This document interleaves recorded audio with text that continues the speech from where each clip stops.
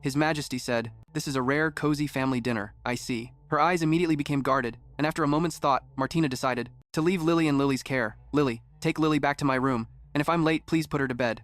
She obeyed at once. "Yes, Your Highness." Martina then followed the lady in waiting, but her heart was filled with anxiety. A sudden family gathering, right before I'm supposed to prepare for Lily's 1-month celebration? Martina's mind was racing with chaotic thoughts. Is it because I refused the marriage alliance with Sydney? Or is Miafield up to her old tricks again? Either way, this couldn't be anything good. She walked tensely down the corridor, because as the most esteemed royalty of the Moran Empire, her family was a suffocating hell. Martina recalled that familiar face. My father, Gardner Moran, is a cold-blooded politician who married my mother to win over the southern aristocrats, the daughter of a high-ranking aristocrat. Before their wedding, the two of them had never even met. And there was one person Martina fondly remembered, my mother, Isabella Moran, a frail, noble lady. She married with a longing for love, but only received her husband's indifference. She thought that by becoming the noble queen, she could obtain love. And so, her mother followed the call of her heart, so she desperately learned the rules, meticulous in every detail, and she was also strict in teaching me and Miafield. And a memory from childhood that Martina would never forget, funny as it sounds, was the time when I and Miafield were closest. Yes, Miafield noticed something was off with his little sister. Martina was so tired she just kept dozing off. He immediately reported back, "Mother, Martina is sleepy. May I take her for a walk in the library?" She agreed right away. "Come back quickly. Today we have to finish studying the history of the Imperial Wars." Very quickly, the two siblings went to the courtyard to play, their footsteps echoing in the now empty room. Miafield led a sleepy Martina away, and she asked dazedly, "Brother, you just don't want to study, do you? It's not like I wanted to play with you." He immediately put a finger to his lips. "Martina, be quiet. Since my clever little sister already found me out, I'll play with you for a little while," Miafield suggested. "Martina, do you want to play hide and seek in the library?" As soon as she heard him, she happily agreed. "Yes, I do." I could never forget those happy memories. Hide and seek in the library was a game Miafield and I often played, because Mother would always lock us in the library to study, and we couldn't go anywhere else. So he created this game for me. Miafield excitedly flipped through the book in his hands. "It's my turn to hide today. I'll use this book." I still remember the rules clearly. The hider would choose a book and place a note inside it, then hide the book on any shelf in the library. The seeker had to ask a question, and the note would contain the answer. He turned to look at his little sister, Martina. "Do you have a question for me?" After a moment's thought, Martina asked a very innocent question. "I've got one. Why are you my brother, Miafield?" Well, Miafield was stunned to hear it. "What kind of question is that? Because Mother gave birth to me first? So of course I'm your older brother." Martina immediately shot back. "I'm not asking a stupid question like that." Her hands tensed into tight fists. "The brothers in stories are always so gentle, so why do you always bully me?" She hung her head gloomily. "Why is my brother such a meanie? Miafield, don't you think I'm so unlucky?" But he replied callously, "My little sister is a stubborn brat. I'm the one who's unlucky here." Martina couldn't take it anymore and stormed off. "I'm going back. You can play by yourself." Miafield immediately ran to coax her. "Don't go back. If I make you angry again, Mother will get mad." However, she showed no pity. "Serves you right." After a moment, they finally started the game. He focused on writing on the small slip of paper. "All right, I'm writing the answer seriously now, so stop messing around. If you win, I'll buy you that dress you like so much." Miafield closed the book. "It's called Fresh Blood and Power." Little Martina began to wander around and search, thinking if I find the book he hid, I'll win, and if I can't find it before the break is over, then he wins. She started searching nonstop. "This isn't the one. I have so many pretty dresses." But Martina's gaze grew determined. I just want to beat Miafield." After a short while, a book sticking out caught Martina's attention. She didn't waste a second. Instantly recognizing that it was the book, Martina got on her tiptoes to reach it. But no matter how she tried, she just couldn't grab it. "I can't reach it." Miafield suddenly appeared with a mocking smile. "My dear little sister, do you need my help?" Martina had too much pride. "I'll win, and if I can't find it before the break is over, then he wins." After a moment, they finally started the game. He focused on writing on the small slip of paper. "All right, I'm writing the answer seriously now, so stop messing around." She spun around furiously. "Miafield, I hate you more than anything." But he still had no intention of backing down. "Then just admit defeat, will you? You're my sister, I won't punish you." Back in the present, she was walking down the hall. "That game of hide and seek ended in a complete disaster," Martina recalled confidently. "No, I don't need your help. You clearly put it up there on purpose." However, he still walked over and reached for the book. Miafield leaned close to Martina's ear and made an offer. "If you ask me nicely, I'll help you, and we'll still say you won? How about it?" At last, the door opened, and Martina walked in slowly. What in the world did that note in the book say? I didn't give up, and I didn't beg him. She remembered exactly how it ended. I gave him a swift kick and ran to tattle to Mom. Mayfield's face was now just a cold mask. Martina still bowed respectfully, following proper etiquette. For bullying his sister and not playing by the rules, both Miafield and I were punished by having to copy books. I am pleased to hear it. As a princess, that is an excellent quality to have. Martina glanced at her father. I am now the caretaker of a sacred beast, so I must show the qualities of an heir. I didn't give up, and I didn't beg him. She remembered exactly how it ended. I gave him a swift kick and ran to tattle to Mom. I've always considered you a daughter to be proud of. She remained silent, slowly assessing the situation in her mind. Father highly values winning the favor of the nobility. As long as I make father believe I can garner more support for the royal family, he won't condemn me like he did in my past life. Unbidden, the unpleasant memories surfaced once more. In my past life, I was cruel to the nobles I disliked, and I had no loyal followers when Miafield framed me for killing the sacred beast. I was so curious, but I never went back to look. Martina approached the dining table, which was enveloped in a tense atmosphere. Father ordered the judge to give me the most severe punishment possible.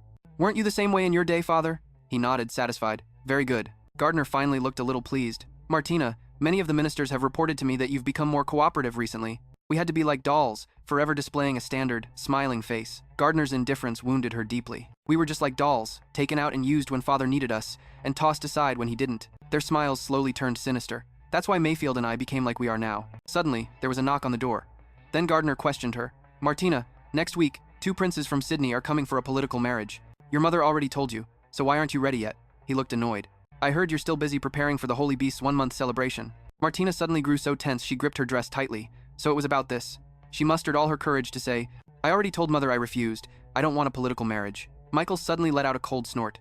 Their smiles slowly turned sinister. That's why Miafield and I became like we are now. The Chining Empire and our country have always been at odds. This political marriage is an excellent opportunity to improve the relationship between our 2 nations. Miafield smirked. My dear sister, do you intend to ruin such a great opportunity? Martina understood his intention and didn't mince her words.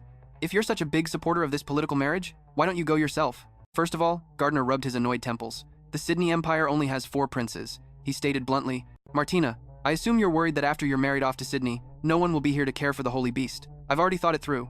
Gardner rang a bell in his hand. Isabel, bring them in. The sound of slow footsteps entered the room. Martina's expression immediately soured at the sight before her, as Isabel led 2 children in. Martina, Miafield, these are your holy beasts. We've discovered a magic that can turn a holy beast into human form, a first since the founding of the Empire. She didn't forget to persuade her daughter, so you don't have to worry about the holy beasts anymore. They'll be just fine with us. Martina, be obedient and go through with the political marriage. Martina was so shocked she stood frozen. They're using Lily to threaten me into this marriage. What on earth did they do to Lily? Why has Lily turned into this? At that moment, a notification sound rang out. Warning, the bond between the Master and the Holy Beast has been severed. Elizabeth, Martina gently took the hands of the 2 children, her lips unconsciously curling up. Martina, look how clever these little ones are. I will take good care of them. You and your brother should listen to your father and serve the nation. Yes, I'll treat them as if they were my own grandson and granddaughter. Oh right, you still don't know the name of your brother's holy beast, do you? His name is Six Freeze, a very heroic name. Martina stood there stunned, contemplating the 2 children in front of her. They were completely unresponsive, as if they were puppets. This definitely wasn't any kind of righteous magic. Does Miafield know about this? Of course, Mayfield's gaze was sharp, his expression completely cold. This made her narrow her eyes. And yet he's still putting on that stinking poker face. It seems our parents didn't let him in on this little scheme. If that's the case, then perhaps I can use this. Martina calmly sat down at the table and responded, If mother is able to care for the holy beasts, then my mind is at ease. But this is the first time in the Empire's history that a holy beast has taken human form. Shouldn't we announce this miracle to our citizens?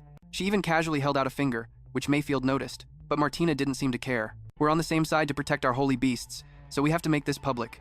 Only by announcing it to the nobles and the public can we ensure no dirty tricks are played on the holy beasts. No one in this house can be trusted, not even the Emperor. Yes, I've already signaled Miafield. If he's smart, he'll know what I mean.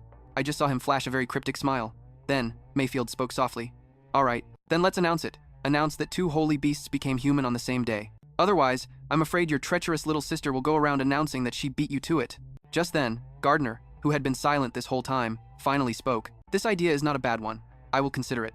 It made them both jump and look in his direction. He continued cautiously, his expression grave. There's just one thing. It must be after you finish the duties you are meant to fulfill. You are princes of the Martina Empire.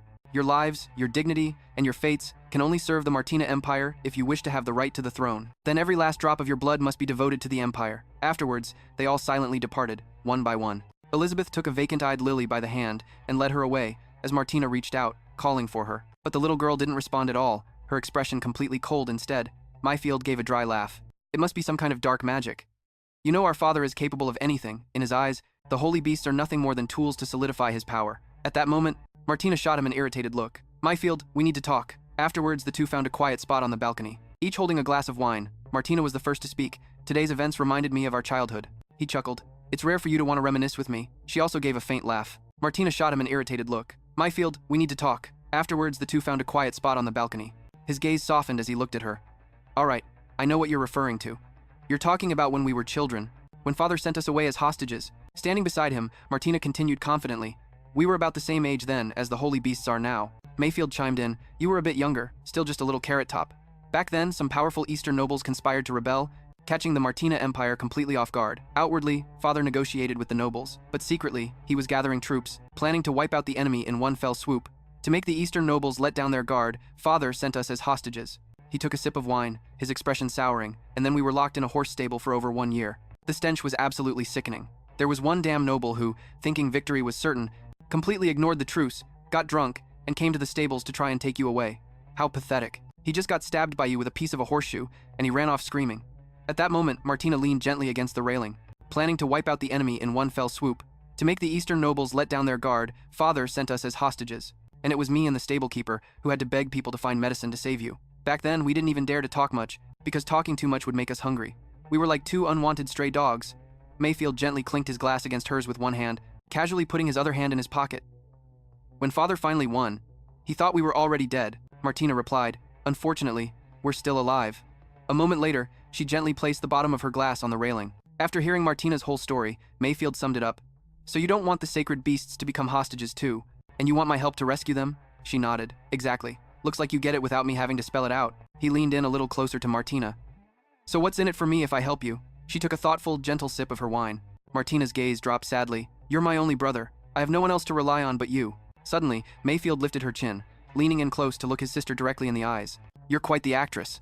She avoided his gaze, her voice calm. What do you want? Name your price. But let me warn you, don't ask me to give up my inheritance. That's just laughable. Miafield burst out laughing, a confident look on his face. All right then, give me the rising tree territory you hold.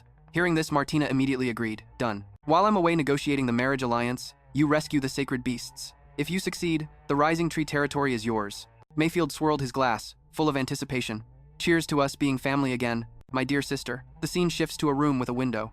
Walking down the hallway, Martina thought resentfully, I can't trust Miafield. This ploy will only delay him, to keep him from acting while father is forcing this marriage alliance on me. She opened the door dejectedly and sighed.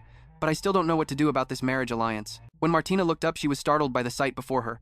It was me, filthy and covered in unspeakable injuries. Martina panicked. Me, what happened to you?